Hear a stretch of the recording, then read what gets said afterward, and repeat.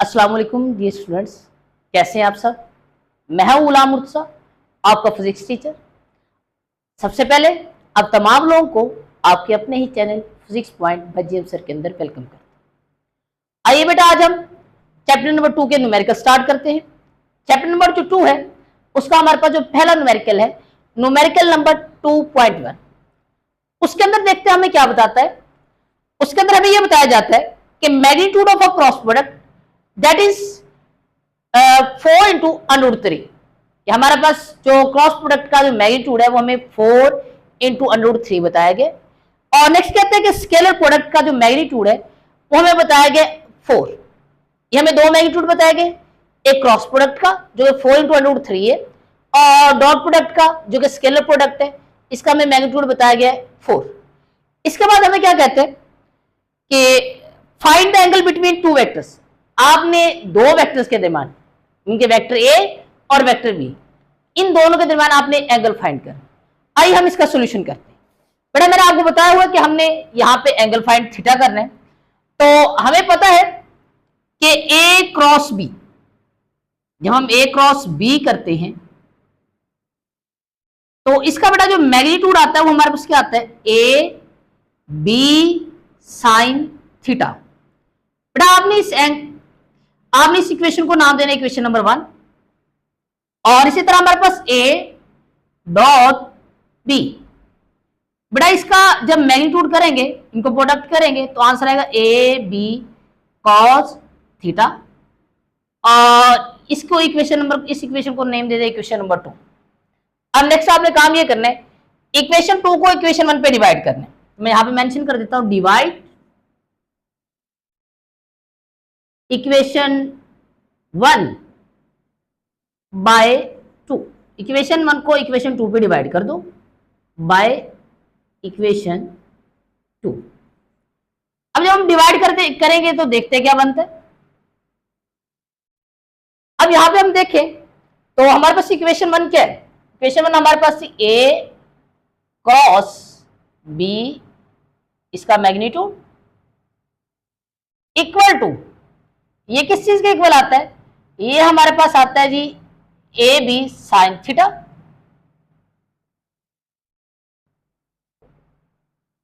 और इसको हमने किस पे डिवाइड कर रहे हैं, इक्वेशन 2 पे, जो कि क्या था हमारे पास ए डॉट बी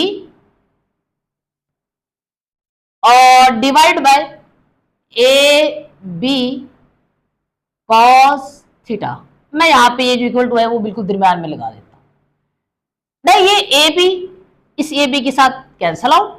नेक्स्ट आपने इस ए बी की जगह पे ए बी की वैल्यू पुट करनी। ए क्रॉस बी की वैल्यू मेरे पास क्या थी, वो थी 4 इंटू √3, और ए डॉट बी की वैल्यू क्या थी, अगर आप यहां पे देखें तो ए डॉट बी की वैल्यू मेरे पास है 4, तो मैं यहां पे क्या मेंशन करता हूं, 4 मेंशन कर देता हूं। और यहां पे क्या चीज रह गई थी हमारे पास, वो हमारे पास यहाँ पे साइन थीटा बड़ा रह गया था, और यहां पे हमारे पास रह गया था कॉस थीटा। बड़े जैसे कि आपको पता है कि sine theta divided by cos theta किसके बराबर होता है, टेन थीटा के। तो यहां पे मैं इसको मेंशन कर देता हूं कि ये हमारे पास किसके बराबर है, टेन थीटा। और ये 4 इस 4 के साथ कैंसल आउट, पीछे हमारे पास क्या रह जाएगा, पीछे रह जाएगा √3। अब नेक्स्ट हमारे पास ये काम आपने करना है कि टेन थीटा, टेन जो है वो थीटा के साथ क्या हो रहा है, मल्टीप्लाई। जब इधर आएगा तो क्या बनेगा, टेन इनवर्स और √3। अब आप क्या करेंगे, आप कैलकुलेटर पकड़ेंगे और कैलकुलेटर में आप पहले शिफ्ट दबाएंगे और शिफ्ट दबा के फिर टेन दबाएंगे, फिर आपके पास ये बन जाएगा टेन इनवर्स, और फिर टेन इनवर्स के अंदर आप 10 ये √3 है इसकी वैल्यू पुट कर देंगे। बड़ा इसका जो मेरे पास आंसर आएगा वो हमारे पास आंसर आएगा 60 डिग्री। तो ये आपके पास बेटा थीटा का आंसर है जो हमने यहाँ पे दो वेक्टर्स के दरमियान हमने। बेटा जी अभी हम न्यूमेरिकल नंबर 2.2 वो करते हैं। न्यूमेरिकल नंबर 2.2 के अंदर हमें क्या बताता है कि helicopter is ascending vertically at the rate of 19.6 metre per second. वो कहते हैं कि एक हमारे पास हेलीकॉप्टर है जो कि हमारे पास ग्राउंड से 19.6 की स्पीड से वर्टिकली अपवर्ड जा रहा है। असेंडिंग का मतलब होता है इंक्रीज करना, इंक्रीज का मतलब है अगर वो ऊपर की तरफ जा रहे हैं। तो नेक्स्ट हमारे पास कहते हैं कि when it is at the height of 156.8 above the ground, कहते हैं कि जब ये हेलीकॉप्टर ऊपर जाते जाते जाते जाते जब हमारे पास 156.8 मीटर की हाइट के ऊपर पहुंचता है, तो देन क्या कहते हैं कि a stone is drop, mean के वो जब हमारे पास इस हाइट के ऊपर पहुंचेगा, कौन सी हाइट 156.8, तो यहां से एक स्टोन को ड्रॉप करेगा। अब याद रखिएगा कि ये जो हाइट है यहां से लेकर यहां तक वो कितनी है 156.8, और इस हाइट से जैसे वो स्टोन को ड्रॉप करेगा तो ये जो स्टोन है वो यहां से नीचे की तरफ आएगा और नीचे आता आता आता आता आता आता हमारे पास क्या करेगा, ये एक फासला कवर करेगा और ये वो उतना ही फासला कवर करेगा जितनी यहाँ इसकी जमीन से हाइट थी। तो समझ लो इसके ये इसने कितना फासला कवर किया, इसने हमारे पास 156.8 ही फासला कवर किया। अब आपने यहाँ पे एक चीज का ध्यान रखना है कि ये जो हमारे पास हेलीकॉप्टर है ये हमारे पास जो मूव कर रहा है वो अपवर्ड मूव कर रहा है, इसका मतलब कि इनिशियली इसकी जो वेलोसिटी की जो डायरेक्शन है वो हमारे पास अपवर्ड है और ये जो स्टोन का जो डिस्टेंस है वो हमारे पास डाउनवर्ड कवर हो रहा है और इस स्टोन की वजह से जो हमारे पास एक्सेलरेशन पैदा होगी उसकी डायरेक्शन भी हमारे पास किस तरफ होगी, डाउनवर्ड। अब यहाँ पे हमने कुछ चीजें याद रखनी कि यहाँ पे जो इनिशियली वेलोसिटी है उसकी डायरेक्शन अपवर्ड और यहाँ पे जो हमारे पास स्टोन जो वहां मीन के 156.8 की के हाइट से मैं जैसे उसको ड्रॉप करूंगा वो जो डिस्टेंस कवर करेगा उसकी डायरेक्शन डाउनवर्ड, डायरेक्शन भी डाउनवर्ड डिस्टेंस की, और ये जो हमारे पास ग्रेविटी है ग्रेविटेशनल एक्सेलरेशन उसकी डायरेक्शन भी क्या है, डाउनवर्ड। अब आपने काम ये सिंपल करना है कि ये जो इनिशियल वेलोसिटी की डायरेक्शन अपवर्ड है और इन दोनों की डायरेक्शन डाउनवर्ड है, तो आपने क्या काम करना है, आपने एस और जी इन दोनों वैल्यू के साथ आपने लगा देना नेगेटिव। नेगेटिव का साइन क्यों लगाएंगे, हमने फिजिक्स में पढ़ के आ चुके हैं जब भी हमारे पास दो चीजों की डायरेक्शन आपस में ऑपोजिट होती है तो उन दोनों में से किसी हम एक के साथ नेगेटिव लगा देते हैं। अब यहाँ पे जो मेरे पास वी आई है, वी आई की वैल्यू के साथ मैंने क्या लगाया हुआ है, पॉजिटिव साइन लगाया हुआ है। तो यहाँ पे देखिए मैंने गिवन डाटा में मेंशन किया हुआ है कि इनिशियल वेलोसिटी हेलीकॉप्टर की जो इनिशियल वेलोसिटी है वो मेरे पास है 19.6 मीटर पर सेकेंड और vertical travel distance by stone, जो स्टोन ऊपर से नीचे आएगा वो कितना डिस्टेंस कवर करेगा, वो करेगा 156.8 मीटर। लेकिन इसकी वैल्यू के साथ मैंने नेगेटिव साइन इसलिए लगाया क्योंकि इनिशियली वेलोसिटी अपवर्ड है, उसके लिहाज से अगर मैं डिस्टेंस देखूं तो डाउनवर्ड जा रहा है, तो ये दोनों आपस में क्या ऑपोजिट डायरेक्शन के अंदर है, इसलिए मैंने इसके डिस्टेंस के साथ नेगेटिव का साइन लगा दिया। नेक्स्ट मैंने लिखा है acceleration of a stone, stone की acceleration due to gravity, gravity की वजह से। अब यहाँ पे देखा जाए तो वेलोसिटी अपवर्ड है और स्टोन हमारे पास डाउनवर्ड आ रहा है। अगर स्टोन डाउनवर्ड आ रहा है तो उसका मतलब है कि उसकी एक्सेलरेशन की जो डायरेक्शन है वो भी डाउनवर्ड है, तो दोनों आपस में ऑपोजिट डायरेक्शन में, तो इसकी वैल्यू के साथ भी मैं नेगेटिव साइन लगाऊंगा। अब हमने मालूम क्या करना है कि जैसे आप स्टोन को यहां से ड्रॉप करेंगे तो स्टोन हमारे पास यहां से यहां तक पहुंचने में कितना टाइम लेगा, तो बुक वाले ने भी यही मेंशन किया हुआ है, how long does it take to reach the ground, तो वो जो स्टोन है उस स्टोन कितना टाइम लेगा इस ग्राउंड तक पहुंचने में। तो यहाँ पे ये मैंने भी लिखा हुआ time to reach the ground, T, ये आपने मालूम करना है। आइए बगैर टाइम वेस्ट के हम इसका सोल्यूशन करते हैं। बड़ा देखिए सोल्यूशन में आपने सिंपल ये करना है, आपने यूज करना है सेकंड इक्वेशन ऑफ मोशन, वो हमारे पास क्या है, S is equal to V I T plus 1/2 A T का स्क्वायर। अब ना आपने यहां पे एस की जगह एस की वैल्यू पुट करनी है, एस की वैल्यू मेरे पास क्या है -156.8 और वी आई की वैल्यू कितनी है, वी आई की वैल्यू मेरे पास है 19.6, तो यहां पे मैं क्या पुट करूंगा 19.6, सॉरी ये 19.6 है तो मैं यहाँ 19.6 पुट कर देता हूँ, मल्टीप्लाई बाय टी जो कि टी हमें पता ही नहीं, प्लस 1/2, अब ए की वैल्यू मेरे पास क्या है -9.8, मेरी ग्रेविटेशनल एक्सेलरेशन था ये, और यहाँ पे जो टी है टी के वैल्यू हमें नहीं पता, ये वैसे की वैसे लिख देंगे।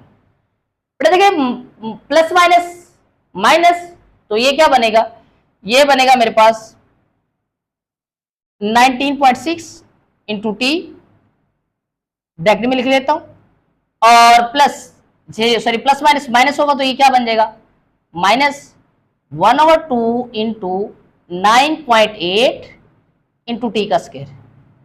बेटा जब मैं इसको इसके साथ कैंसल आउट करूंगा तो ये बनेगा 4.9, तो यहां पे मैं क्या लिखता हूं -4.9 इंटू टी का स्क्वायर, और यहां पर भी 19.6 इंटू टी, और यहां पे हमारे पास वही सेम चीज चलती आएगी।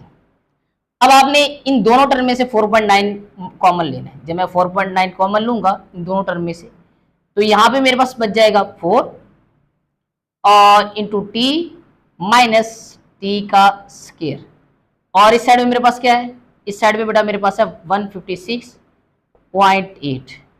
बेटा ये जो 4.9 है इस ब्रैकेट के साथ क्या हो रहा है, मल्टीप्लाई, जब इस साइड पे जाएगा तो क्या हो जाएगा, डिवाइड, तो ये बनेगा 156.8 डिवाइडेड बाय 4.9। बेटा जब मैं 4.9 को 156.8 से डिवाइड करूंगा तो मेरे पास जो आंसर आएगा वो आएगा 32। ये वाली जो चीज पीछे बच जाती है वो क्या बच जाती है, वो बच जाती है 4t माइनस टी का स्क्वायर, और यहां पर भी क्या बचेगा 4t माइनस टी का स्क्वायर। अब आपने सिंपल ये करना है कि ये जो 4t है यहाँ पे क्या हो रहा है, प्लस हो रहा है, इधर जाएगा तो माइनस, और ये जो टी स्क्वायर है ये भी क्या हो रहा है, माइनस हो रहा है, इधर जाएगा तो प्लस हो जाएगा। अब मैं यहाँ पे सिर्फ थोड़ी सी रीअरेंजिंग करता हूँ इक्वेशंस की। अब जब मैं रीअरेंजिंग करूंगा तो क्या बनेगी, ये बनेगी हमारे पास 40, चले मैं इधर कर लेता हूँ, तो ये बन जाएगा हमारे पास T square into minus 40 plus 32 is equal to 0, क्योंकि 40 इधर गया माइनस का हो गया, और टी स्क्वायर जब इधर गया प्लस का हो गया, तो मैंने प्लस का लिखा। बाकी हमारे पास ये जो 32 है ये माइनस का, तो मैं इसके साथ भी माइनस का साइन ही लगा देता हूँ। अब आपने इसकी करनी फैक्टराइजेशन। फैक्टराइजेशन कैसे करेंगे, कोई दो ऐसे नंबर लें जिनको मल्टीप्लाई करें तो 32 आए, और उन्हीं को प्लस माइनस करें तो मेरे पास क्या आए, मेरे पास आए -4। अब मैं यहाँ पे लेता हूँ 4 और 8। 4 और 8 को अगर मैं मल्टीप्लाई करूंगा तो मेरे पास -32 आएगा, और इन्हीं को अगर मैं प्लस माइनस करूंगा तो मेरे पास -4 आएगा। तो यहाँ पे मैं लिख देता हूँ टी का स्क्वायर -8t प्लस 4t और इंटू -32। अब इन दोनों में से अगर मैं कॉमन लूं तो क्या कॉमन आएगा, यहाँ पे कॉमन आएगा t, तो t -8 इन दोनों में से मैंने कॉमन लिया। अब अगर मैं यहाँ पे इन दोनों में से कॉमन लूं तो क्या आएगा 4, और यहाँ पे t -8 इज इक्वल टू 0। अब ये t -8 और t -8 दोनों टर्म के अंदर कॉमन है, इसको साइड पे लिख लो, t -8 और पीछे क्या बच जाता है t +4, इसको मैंने साइड पे लिख लिया। अब आपने क्या काम करना है, अब आपने यहाँ पे ये वाले जो टर्म है इसके साथ अलग 0 लिखना है और इस टर्म के साथ अलग 0 लिखना है। तो ये बनेगा t -8 इज इक्वल टू 0 और t +4 ये भी 0। यहाँ पे क्या हो रहा है, -8 माइनस हो रहा है, इधर जाएगा तो क्या हो जाएगा plus, t is equal to +8 second, और ये t इज इक्वल टू ये प्लस हो रहा है, इधर जाएगा तो -4 सेकेंड। बट आपने याद रखना कि जो टाइम है वो कभी भी नेगेटिव नहीं हो सकता। तो हम क्या करेंगे, ये जो हमारे पास t है इसको कर देंगे इग्नोर, इस आंसर को इसको हम कर देंगे इग्नोर, क्योंकि हमारे पास ये जो टाइम है कभी हमारे पास नेगेटिव हो नहीं सकता। तो हम जो टाइम कंसिडर करेंगे वो करेंगे t is equal to 8 second. ये बेटा आपका प्रॉपर आंसर है। ये बेटा आपका न्यूमेरिकल नंबर 2.2 था। अब बेटा जी अभी हमने न्यूमेरिकल नंबर 2.3 सॉल्व करना है। 2.3 के अंदर हमें क्या बताता है, if the a plus B is equal to a minus B, a plus B का मॉड अगर a माइनस बी के मॉड के बराबर हो तो देन आप प्रूव करें। क्या हमने प्रूव करना है, a is a perpendicular to b। आपने प्रूव ये करना है कि जो a है वो हमारे पास b के परपेंडिकुलर है। अगर a हमारे b के परपेंडिकुलर है तो इसका मतलब है कि इन दो वेक्टर के दरमियान एंगल जो है वो 90। इस बात के लिए मैं आपको एक छोटा सा ट्रिक बता देता हूं। यहां पे बेटा आप a डॉट बी करें तो a डॉट बी का मेरे पास आंसर क्या आता है, आपको पता है ए बी कॉस थीटा आता है। अगर बेटा इन दोनों के दरमियान एंगल 90 हो, दो वेक्टर्स के दरमियान, तो देन क्या होता है, देन हमारे पास a dot B is equal to A B cos 90।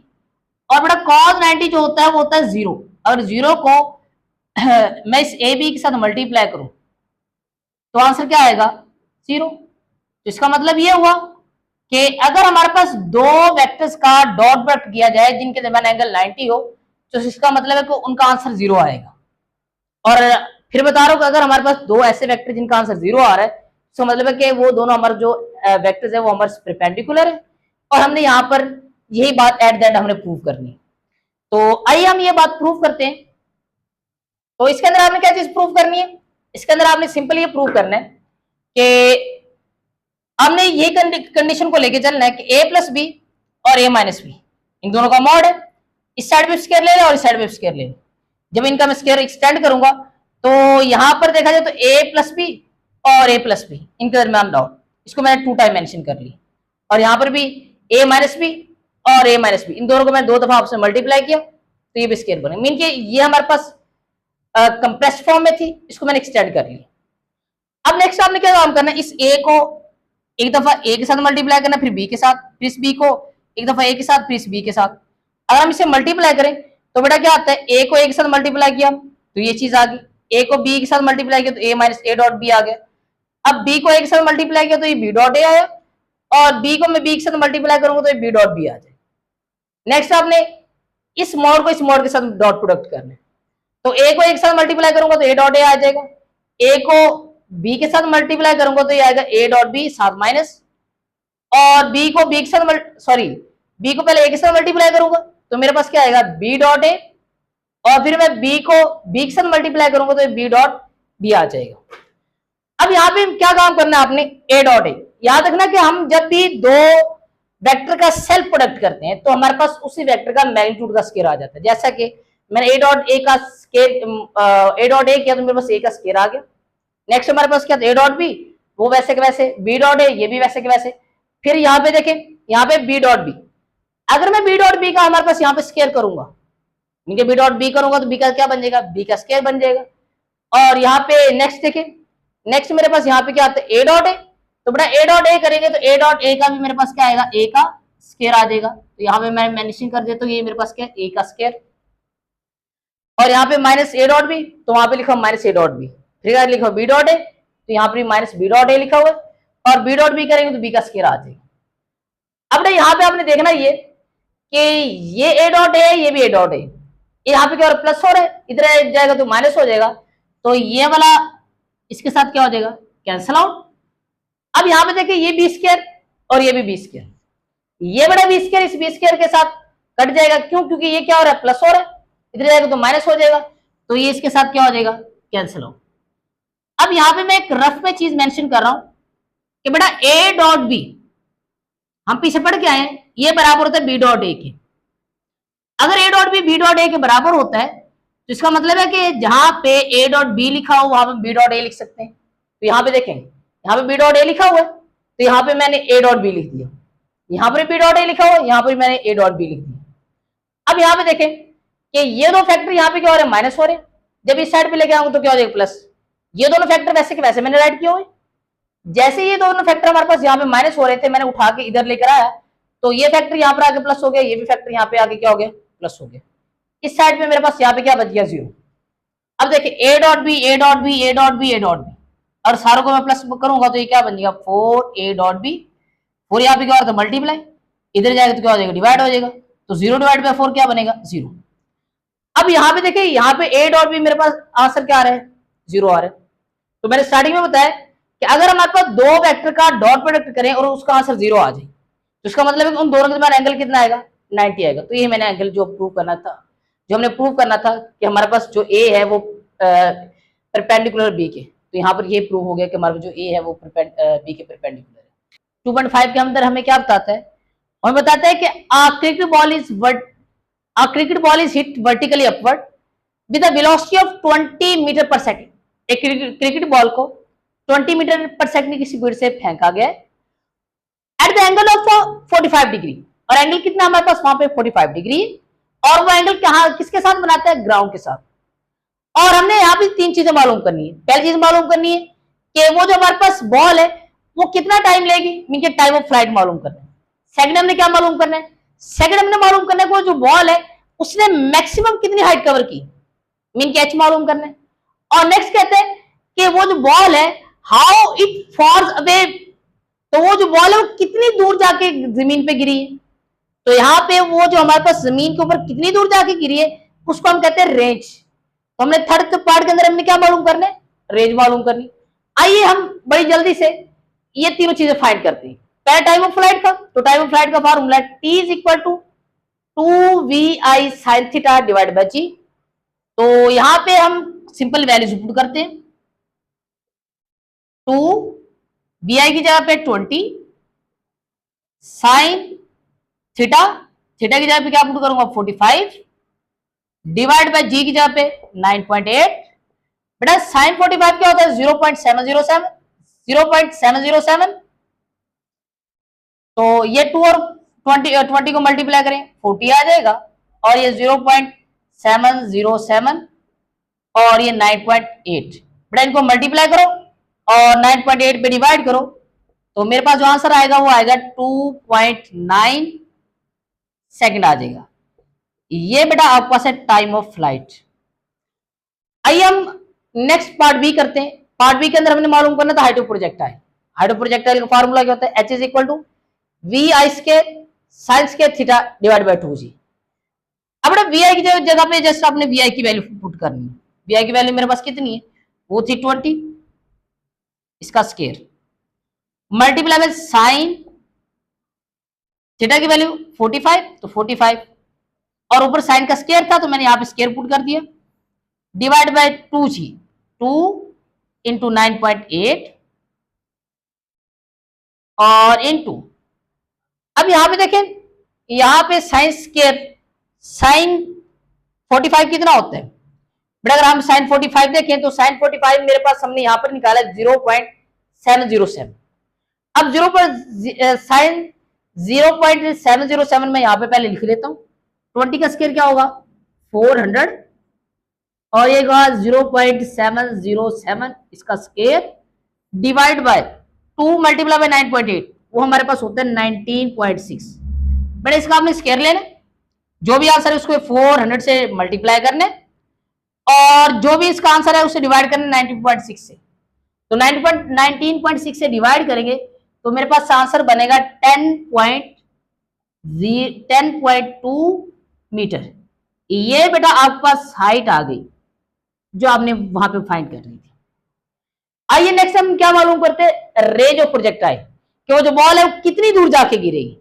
तो उसके लिए आपके पास रेंज का फार्मूला है r is equal to V I square sine 2 theta divide by G. बेटा V I square, V I की वैल्यू आपको पहले पता है कितनी होती है 20 और साइन 2 थीटा है हमारे पास, तो ये हमारे पास 2 इंटू थीटा 45 डिवाइडेड बाय 9.8। 245 कितना होता है 2 मल्टीप्लाई 45 90, ये 400 multiply by sine 90 divide by 9.8। बेटा साइन 90 होता है 1, 400 को 9.8 से डिवाइड करते हैं, 400 डिवाइड बाय 9.8 मल्टीप्लाई बाय 1। बेटा इसका जो आंसर आएगा 400 डिवाइड बाय 9.8 का, वो मेरे पास आएगा 41। ये मेरे पास 41 मीटर इसका रेंज ऑफ प्रोजेक्टाइल का आंसर आ गया।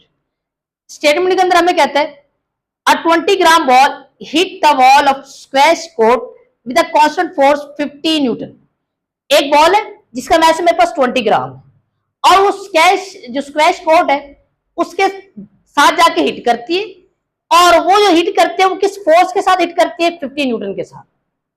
और देन कहते हैं कि हमारे पास वहां पे जो टाइम ऑफ इंपैक्ट है, यहां उसने मेंशन किया हुआ है कि the time of impact of a force, force का जो टाइम ऑफ इंपैक्ट है वो हमारे पास है 0.50 सेकेंड। देन कहते हैं फाइंड द इंपल्स, हमने क्या चीज मालूम करनी इंपल्स, तो यहां पे मैंने टू फाइंड के अंदर मेंशन किया होगा इंपल्स फाइंड करनी है। बट इंपल्स फाइंड करने का फार्मूला है impulse is equal to F cross T. अब हमें एफ की वैल्यू कितनी दी हुई है 50, तो मैं यहां पे क्या पुट करूंगा 50 पुट करूंगा, और टाइम की वैल्यू हमें कितनी बताई हुई है 0.50।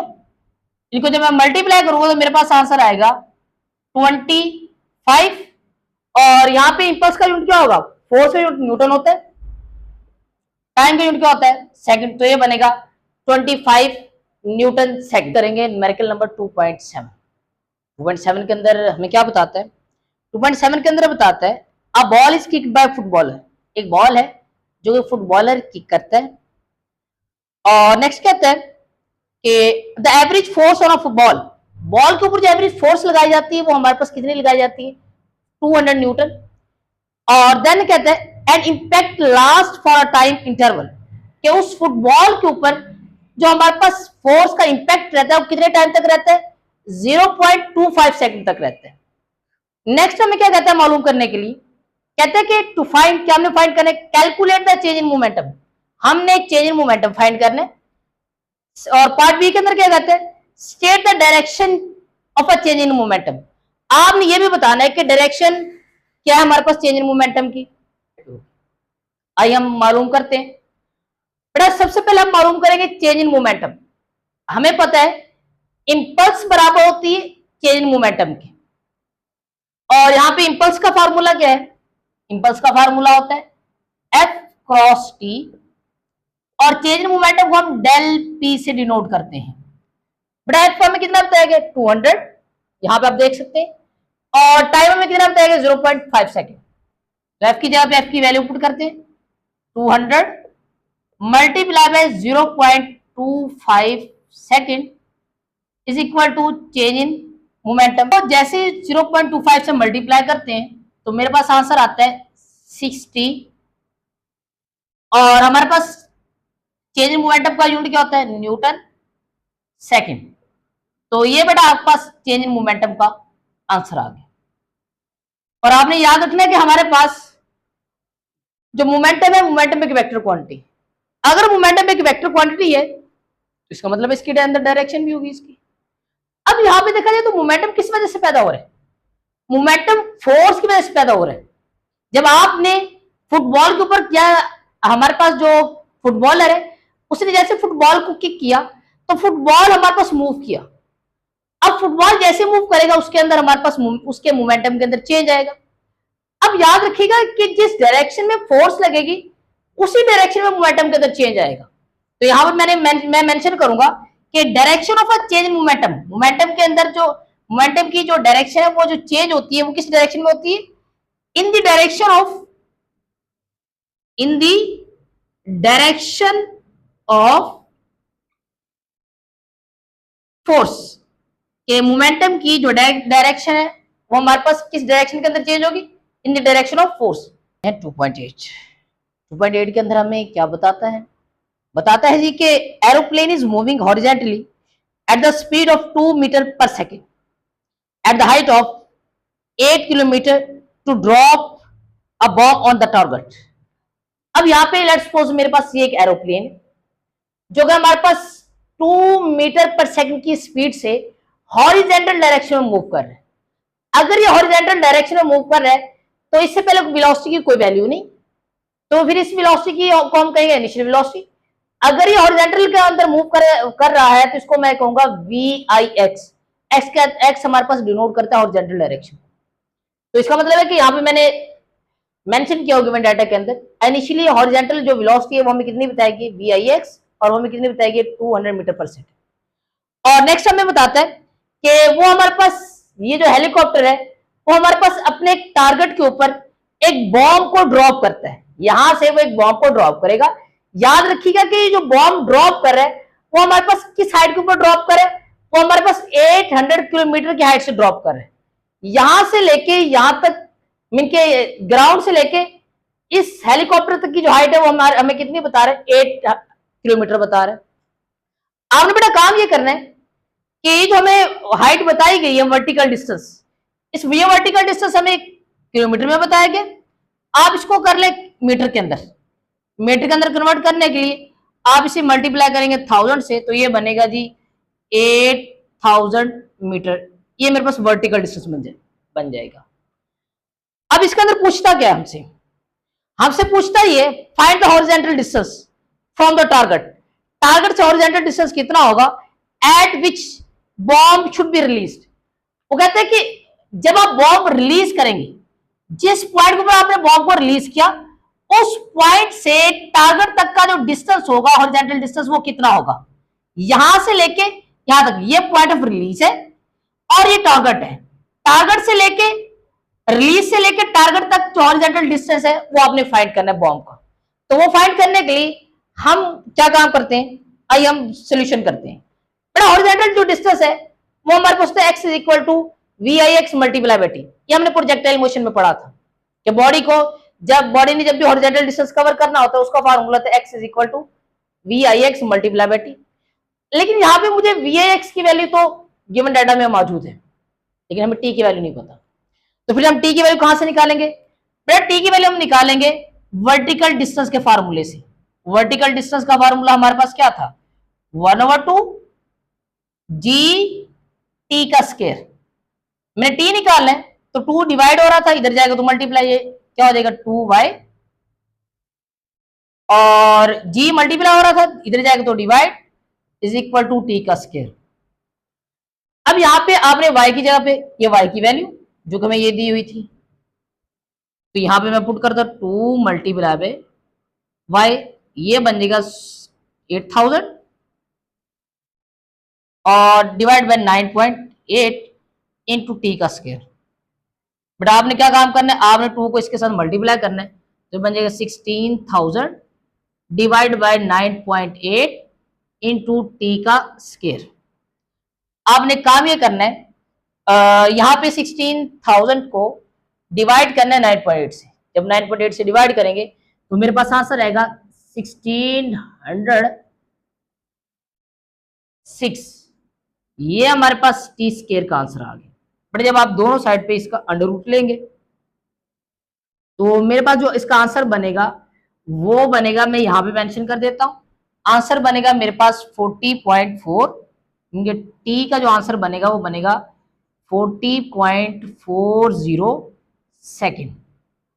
ये बेटा आपके पास टी का आंसर बन गया। जो टी हमने यहां पे पुट करना था वो हमने इस वर्टिकल डिस्टेंस वाले फार्मूले से निकाल। आइए हम हॉरिजॉन्टल डिस्टेंस मालूम करते हैं। हॉरिजॉन्टल डिस्टेंस के अंदर मेरे पास वी आई एक्स की वैल्यू हमें कितनी बताएगी, बेटा जी 200 बताएगी। तो हम यहाँ पे क्या पुट करेंगे 200। टी की वैल्यू हमें कितनी बताएगी 40.40। बेटा जब मैं इसको इसके साथ मल्टीप्लाई करूंगा तो मेरे पास आंसर कितना आएगा, मेरे पास जो आंसर आएगा वो आएगा 80 मीटर। अगर आपने बेटा इसको किलोमीटर में कन्वर्ट करना है तो आप क्या करें, इसी वैल्यू को डिवाइड कर दें 1000 के साथ। बेटा जैसे 1000 के साथ डिवाइड करेंगे तो ये बनेगा 8.08 किलोमीटर।